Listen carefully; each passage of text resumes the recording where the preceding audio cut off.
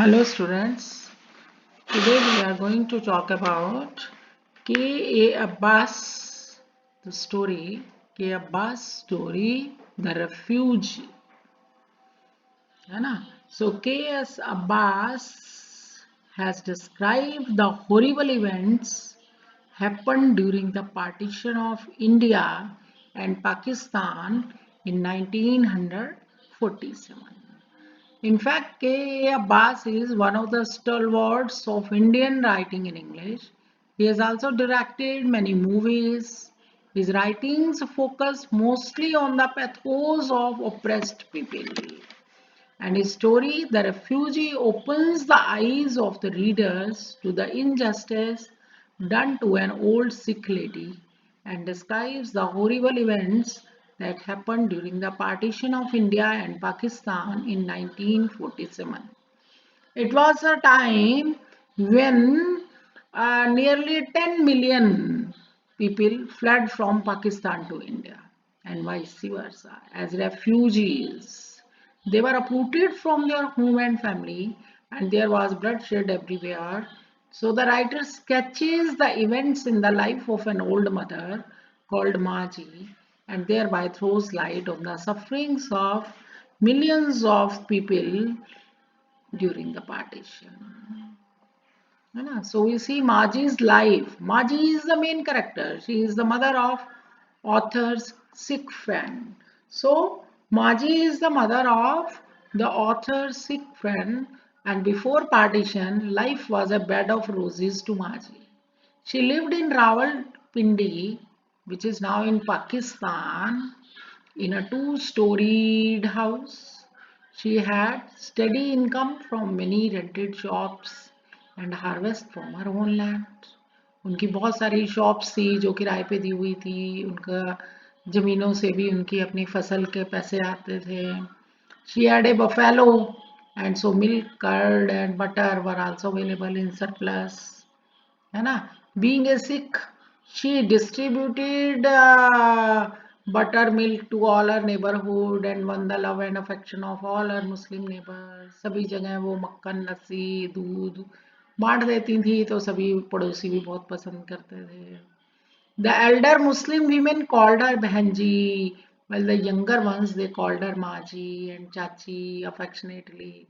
So Rawalpindi was the whole world for her. है ना. उनकी सारी दुनिया जो है वो सिमट के उस रावलपिंडी में ही थी जहां पर वो रहती थी. है ना. She felt sorry for the son at there who could earn lot of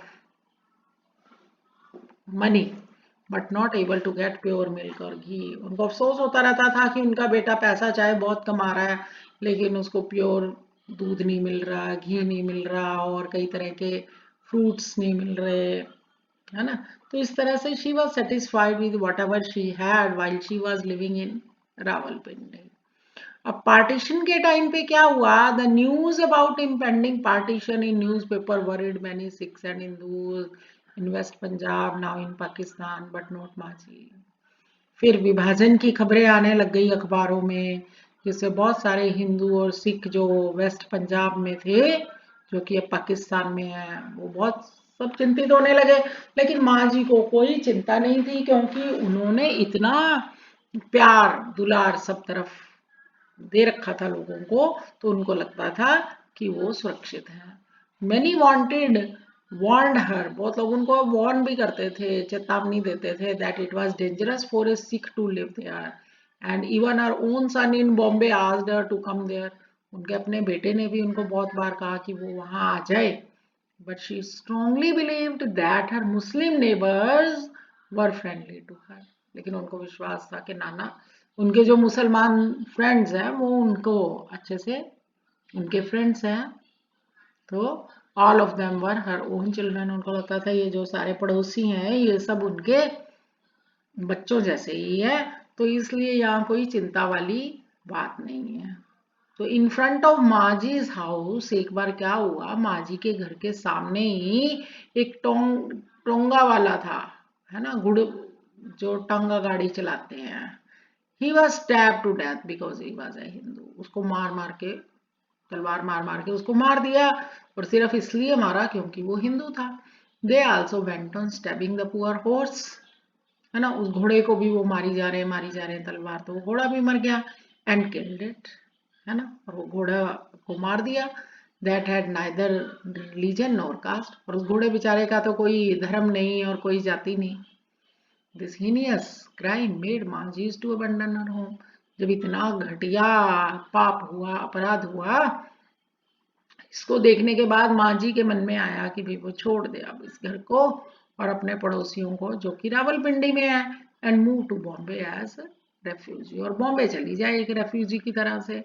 in Rawalpindi she had 2 male servants and a maid, Rawalpindi में तो 2 उनके नौकर थे, एक नौकरानी थी, but here she has to cook, लेकिन बॉम्बे में तो उनको खाना बनाना, कपड़े धोना, सफाई करना, हर काम खुद ही करना पड़ रहा है, और एक ही कमरे में रहना पड़ रहा है। All our life savings and possessions are lost, जो भी उन्होंने पूरी जिंदगी बनाया था, जो पैसा बचाया था, वो सब कुछ खो गया। बट नॉट आर हॉस्पिटैलिटी, लेकिन उनकी क्या बोलते हैं, सहिष्णुता, है ना, एक उनकी मेजबानी करने की जो क्वालिटी थी, वो नहीं खत्म हुई। She suffered a lot but never cursed anyone, उन्होंने दुख तो बहुत सहे, लेकिन वो कभी किसी को कोसती नहीं थी इस सब के लिए। देयर वॉज नो एंगर और सेल्फ पिटी इन हर साइलेंट हार्ट अगेंस्ट एनीवन, उनके मन में किसी के लिए गुस्सा नहीं था, किसी के लिए यूं अपने आप को दयनीय नहीं दिखाती थी, अपने चुपचाप दिल में रखती थी जो भी बात है, किसी के लिए कोई द्वेष भावना नहीं होती थी उनके मन में, है ना।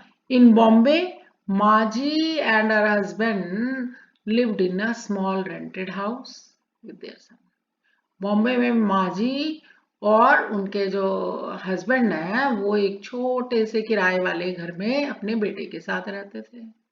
The house was very small with a single room, घर बहुत छोटा सा था। बॉम्बे में तो आज की तारीख में भी लोगों के पास छोटे छोटे घर होते हैं, एक छोटा सा कमरा था वहां पे। The room served them main hall, that room served them main hall, kitchen and kitchen room, bathroom and also store room, जो कमरा था वही उनका मेन हॉल था, वही उनकी किचन थी, वही बाथरूम था, और वही उनका स्टोर रूम था, उसी हॉल में ही सब कुछ था, है ना। तो at Rawalpindi she had few servants to do her household work, but now she does all sorts of work in the house at Bombay. Rawalpindi में तो उनके बहुत सारे सर्वेंट्स थे जो तरह तरह का काम करते थे, लेकिन बॉम्बे में तो सारा काम उनको खुद ही करना पड़ता था। She kept her house very neatly, अपने घर को बहुत साफ सुथरा रखती थी। Occasionally she sent letters to her Muslim neighbours at Rawalpindi, कभी कभी रावलपिंडी में अपने जो उनके मुस्लिम पड़ोसी थे उनको वो चिट्ठी भी लिख के भेजती थी। They also sent letters to Maji, वो भी उनको लेटर लिखते थे। On reading them she was move to tears, उन लेटर्स को पढ़ के उनकी आंखों में आंसू आ जाते थे, है ना। So she never hated any of her Muslim neighbours even there was communal hostility, चाहे सांप्रदायिक झगड़े होते थे हिंदू और मुस्लिम के बीच में, लेकिन वो कभी भी अपने मुस्लिम पड़ोसियों से नफरत नहीं करती थी। The old memories were very sweet to her, पुरानी यादें उनको बहुत अच्छी लगती थी। And she wept on the past happy incidents with them, और पास्ट में उनके साथ बिताए हुए दिन, बिताई हुई घटनाएं उनको बहुत अच्छी लगती थी। So we see that K. Abbas has portrayed the scenario of communal riots and an old woman affected by it. तो के अब्बास ने सांप्रदायिक दंगों का एक सीन दिखाया है, और एक ओल्ड वुमन उन दंगों से कैसे प्रभावित हुई वो चीज दिखा रहे हैं। माजी is an epitome of motherhood, माँ जी एक मातृत्व की मिसाल है। एंड गुड नेचर्ड वुमन, एक अच्छे स्वभाव की औरत है।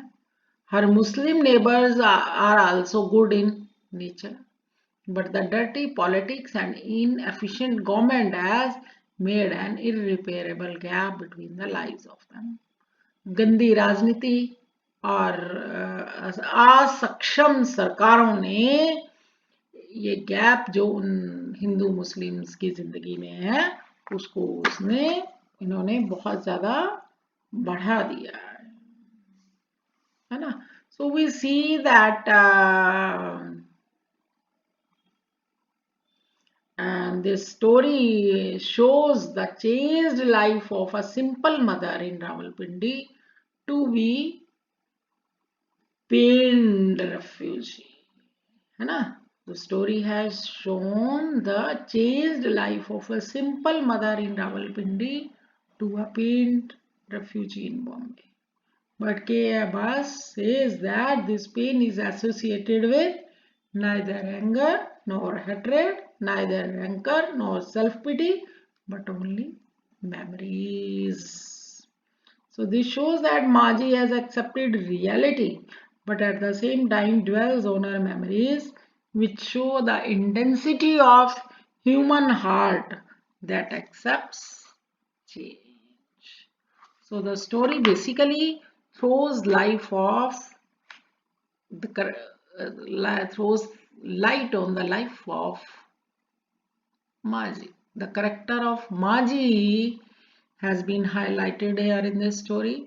Another point is that the story also highlights the communal riots that took place and how millions of people had to transport themselves to India at the time of partition, how there were conflicts, how there were riots among Hindus and Muslims. So it was a very short and simple story showing you, giving you the glimpses of humanity as well as cruelty in mankind. Thank you.